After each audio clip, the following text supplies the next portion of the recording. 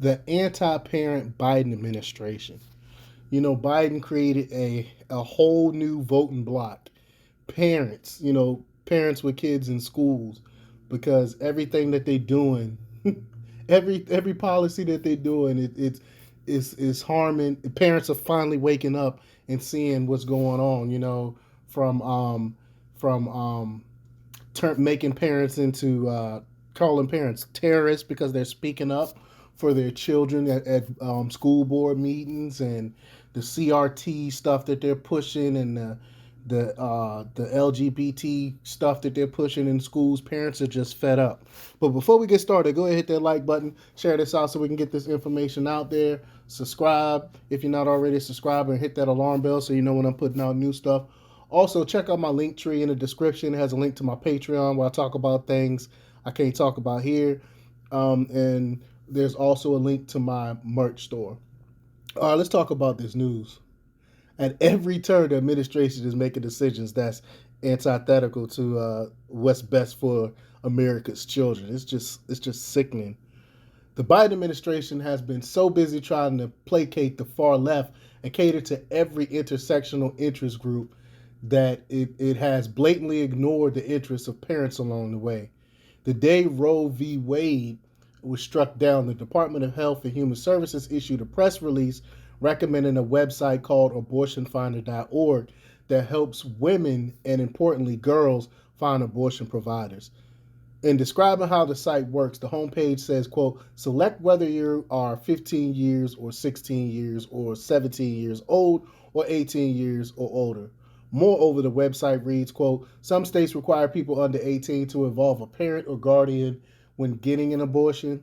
If you need to avoid involving a parent or guardian, contact the If, When, How Judicial Bypass Helpline for information about getting a judicial bypass. So you don't need consent to do this. You don't need parental consent. I mean, these people are after your children. It's sickening. The Biden administration is thus endorsing a website that seeks to ensure that girls younger than 18 can get an abortion without consulting their parents first. No matter what a parent's stance on abortion is, most would want to be informed and involved if their daughters were making such a life-changing decision.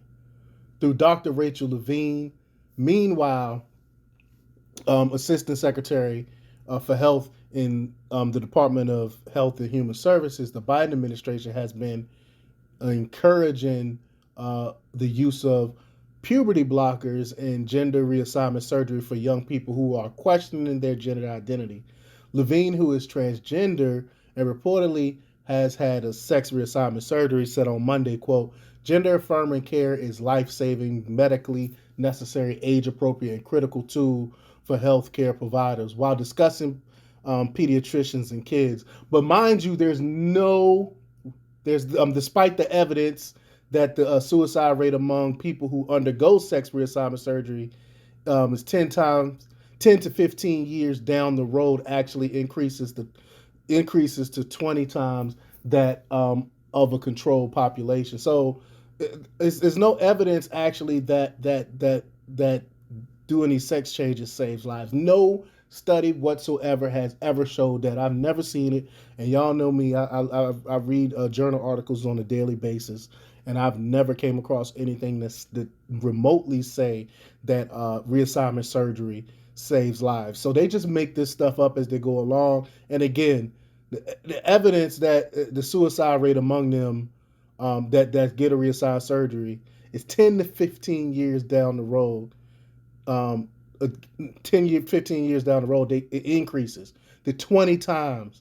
So you 20 times chance of committing suicide if you get this sex change. But they don't want you to know that. They don't want you to know that. The Biden administration has been singularly focused on the issue of transgender rights at the expense of the rights of others. On day one of his administration, the president issued executive orders on, quote, preventing and combating discrimination on the basis of gender identity or sexual orientation.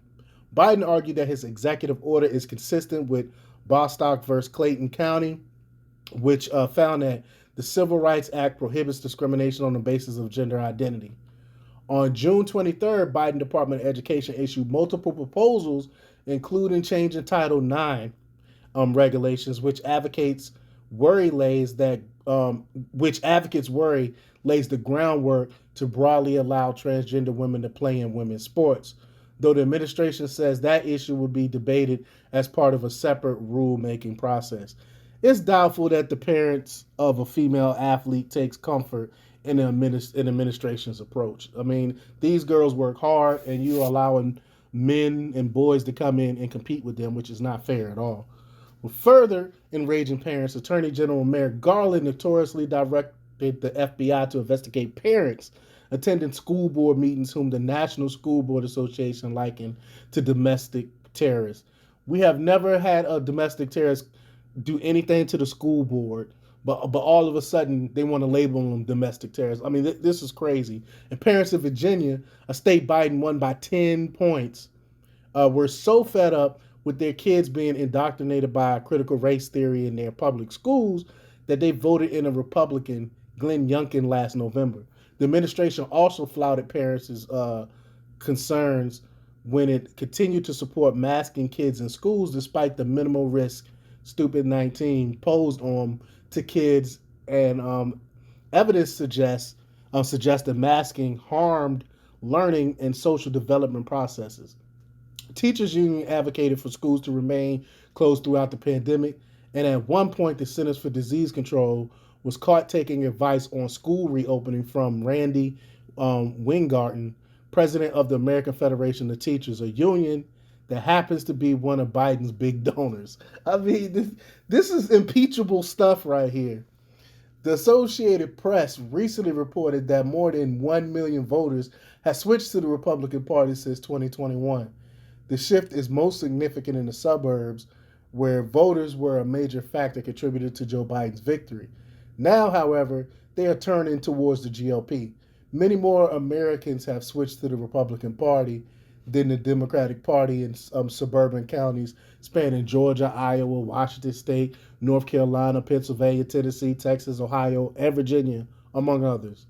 The Democrats' gain has been more modest. They have picked up 630,000 voters who changed their registration since 2021.